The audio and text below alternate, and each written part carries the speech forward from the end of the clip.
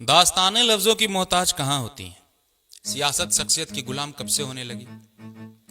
जब विश्व के सबसे बड़े लोकतंत्र में खलनायकों का वो दौर आ जाए जिसे मिटाते मिटाते तकदीरें नीलाम हो जाएं, शहादत बदनाम हो जाए, तो वक्त की खिड़की से झांक कर ताजी हवाओं का इंतजार करने में कोई बुराई नहीं है। किसी जमाने में बख्तियारपुर के मुन्ना भैया सियासत के बुलेट पर बैठकर बिहार का सरमौर बन जाए तो सलाम हिंदुस्तान की धड़कन बिहार की अलौकिक सरजमीन को, जहां जमीन से उठकर आसमान तक का सफर तय करने वाला शख्स की ऐसी दास्तान है जिसे शुरू से शुरू करूं तो अंत बुरा मान जाए और अंत से शुरू करूं तो जमीन बुरा मान जाए।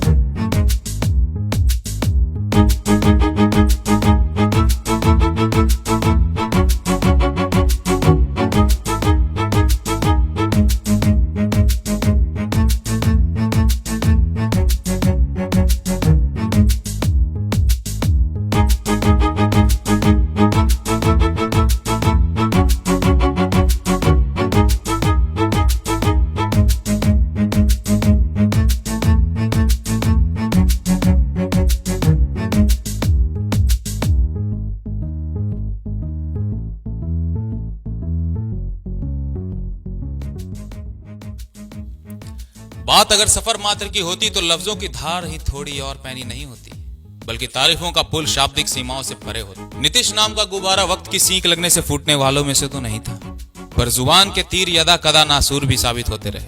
कभी सन 2005 में गुजरात दंगों को काट की हाड़ी कहते हुए नीतीश जी अपने परम मित्र नरेंद्र मोदी का बचाव करते हैं तो सत्ता सुख भोगने के बाद टोपी पहनने की नसीहत भी दे आते हैं। बिहार की दर्दनाक पॉलिटिक्स को जिस शख्स ने भरपूर निचोड़ा उस मगरूरियत का नाम है नीतीश। 17 साल के गठबंधन को मात्र मोदी के नाम पर धड़ाम से चकनाचूर कर देने वाला इंसान सियासत की पिच पर कप्तानी से कम कुछ तो नहीं चाहता था। खुद को किसी मामले में कम आंककर ना देखना तो खूबी ही कहेंगे, परंतु एक आम बिहारी की नजर से सवाल का बवाल तो उठेगा ही। सवाल जयप्रकाश विश्वविद्यालय के उन विद्यार्थियों का जिन्हें 2 साल की एमए डिग्री 4 साल में देकर प्रदेश के भविष्य का एनकाउंटर दलाली के कट्टे से होता है।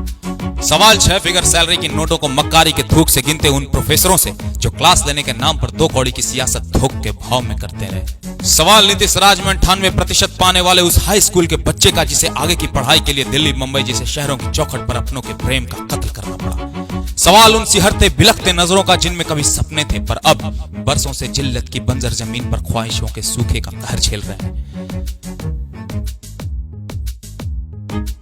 दलित के चकाचौंध में दलित को नजरअंदाज कर सियासत को मदारी का खेल बना देने वाला वो व्यक्ति जिसके शासन में जंगल राज रिटर्न्स का नंगा नाच होता रहा, वो इंसान क्या पोंछ पाएगा मुजफ्फरपुर में उन दलितों के आंसू जिनके मुंह में भरे बाजार के सामने पेशाब करके जलील कर दिया गया था।